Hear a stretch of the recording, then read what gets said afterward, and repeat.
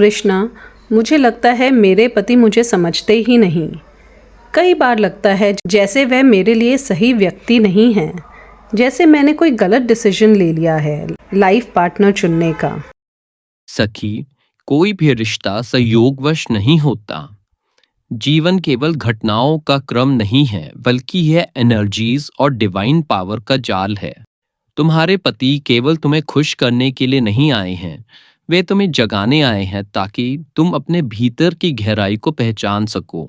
और वे तुम्हें अनुभवों के द्वारा तुम्हारी ग्रोथ के लिए आए हैं ताकि तुम्हारी आत्मा और मैच्योर हो सके। तो क्या रिश्ते केवल सांसारिक नहीं, आध्यात्मिक भी होते हैं?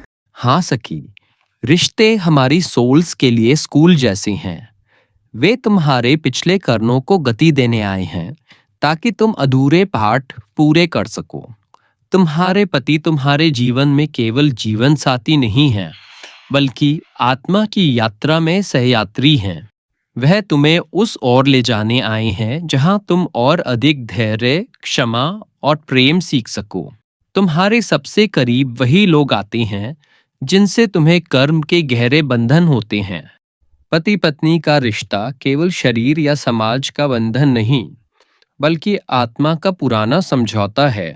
यह ऐसा समझौता है जो आत्माएं ईश्वर की साक्षी में करती हैं कि हम एक दूसरे को आगे बढ़ाएंगे, चाहे सुख के माध्यम से या चुनौती के रूप में। लेकिन कृष्णा, यह सब कर्म का खेल कैसे है? क्या ये मेरे लिए कोई पनिशमेंट है? सखी, यह ना तो सजा है और ना ही इनाम। ये केवल एक बैलेंस है। तुम्हारे हर विचार, हर शब्द और हर कर्म तुम्हारी आत्मा पर छाप छोड़ते हैं। यही छाप तुम्हारी ऊर्जा बन जाती है और उसी ऊर्जा के आधार पर आत्माएं एक दूसरे की ओर खिंचती है। पर जब वह मुझे चोट पहुंचाते हैं, मुझे गलत समझते हैं, तब मेरा मन बहुत दुखी हो जाता है। मैं खुद को अकेला और टूटा हुआ महसूस करती हूँ। याद रखो सखी, कर्म अक्सर चुनौतियों का रूप धारण करके आता है। कभी वह गलतफहमियों में छिपा होता है, कभी बार बार दोहराए जाने वाले इमोशनल पैटर्न में, और कभी दो व्यक्तियों के बीच कॉन्फ्लिक्ट में। जब तुम्हारे पति तुम्हें चुनौती देते हैं तो वे तुम पर हमला नहीं कर रहे होते। वास्तव में वे तुम्हें भीतर के उन भावों को जगा रहे होते हैं जिनसे ऊपर उठने का अब समय आ चुका है। कैसे भाव कृष्णा? रोजमर्रा की छोटी छोटी परिस्थितियां ही आपकी आध्यात्मिक परीक्षा बनती है। क्या आप क्रोध में भी शांत रह सकते हैं? क्या आप सही होने की जिद छोड़कर प्रेम से जवाब दे सकते हैं? क्या आप अपने घर को मंदिर और अपने पति को सहयात्री की तरह देख सकते हैं? तो कृष्णा, रोजमर्रा की छोटी छोटी बातों में जहाँ तकरार और उलझनें होती हैं, मैं वहाँ साधना कैसे कर सकती हूँ?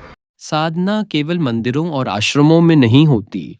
वह तो तुम्हारे घर के चूल्हे की आग में, तुम्हारे संबंधों की कसौटी में और तुम्हारी रिएक्ट करने की अग्नि में तपकर होती है। रोजमर्रा की छोटी छोटी स्थितियां ही तुम्हारी आत्मा की बड़ी परीक्षाएं हैं।